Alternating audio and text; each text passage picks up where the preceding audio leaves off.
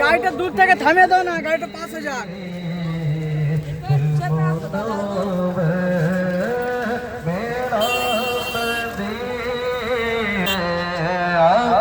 उठ के जाओ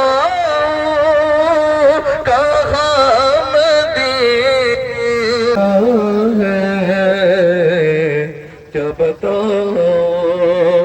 नारे तकबीर, नारे तकबीर, नारे रिसालत, नारे रिसालत, नारे रिसालत। लब्बैक या रसूल अल्लाह, लब्बैक या रसूल अल्लाह। नारे तकबीर, नारे रिसालत।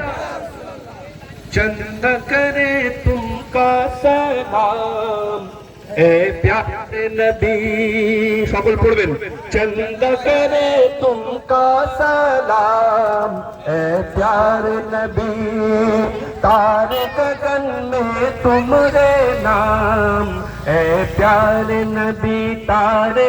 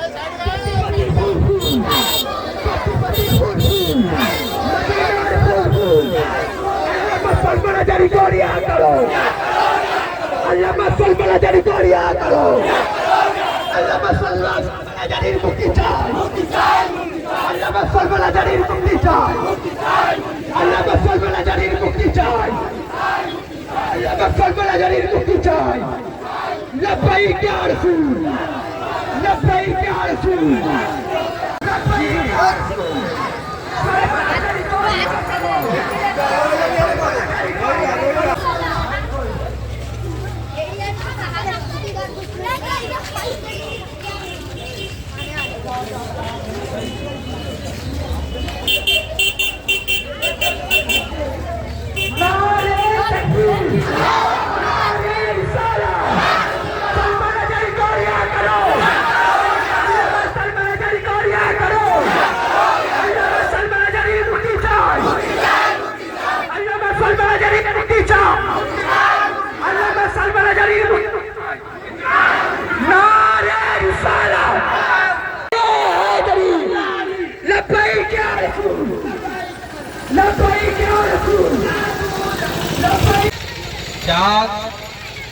আমরা ঐক্যবদ্ধ হয়ে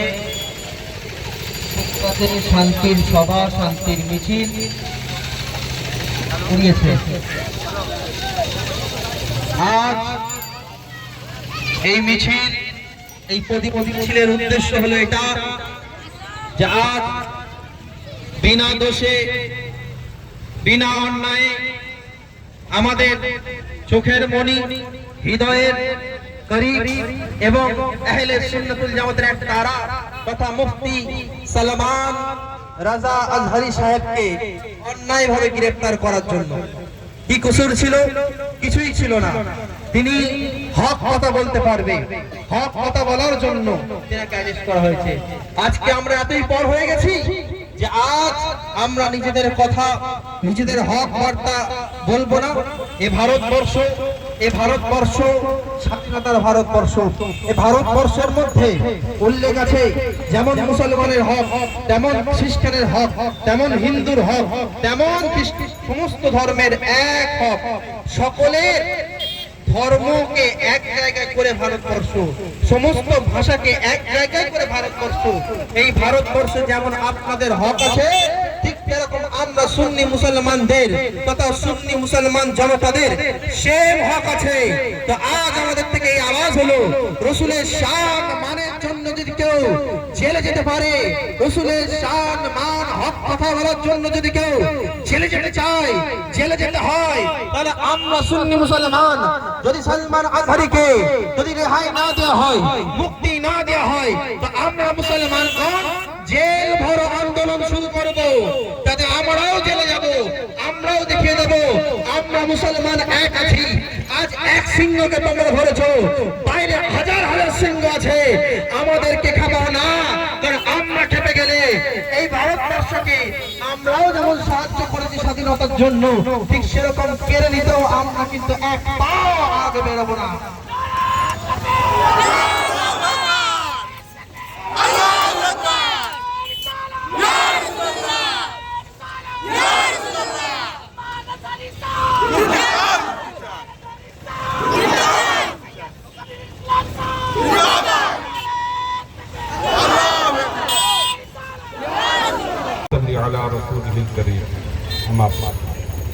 দেখেন, এটা ভারতবর্ষ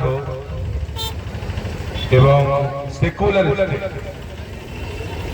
অনেকে অনেক কিছু বলে থাকে, কিন্তু সাংবিধানিক ভাবে এটা সেকুলার স্টেট এবং প্রত্যেকের কথা রাখার অধিকার।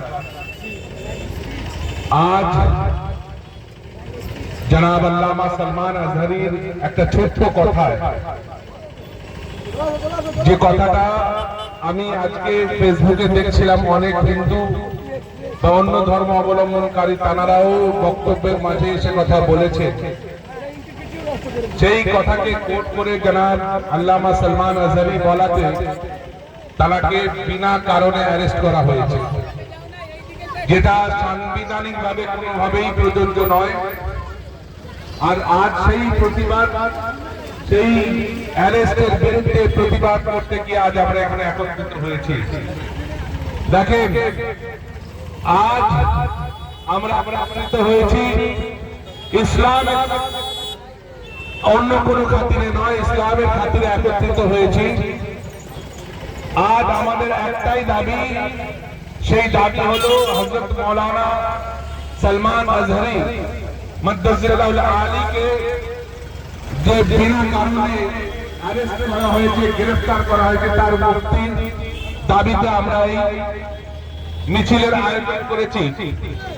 সেই জন্য আমরা বলবো যে দেখেন, আপনারাও একটু ভেবে দেখা দরকার। আজ এক সালমান আজহারি একটা ছোট্ট কারণে অ্যারেস্ট হয়েছে, এমন একটা দিন আসতে পারে যে আমাদের উপরও এইরকম একটা সময় আসতে পারে। সেই জন্য আমাদেরকে সজাগ থাকা দরকার এবং আমাদেরকে প্রস্তুত থাকা দরকার অ্যারেস্ট হওয়ার জন্য।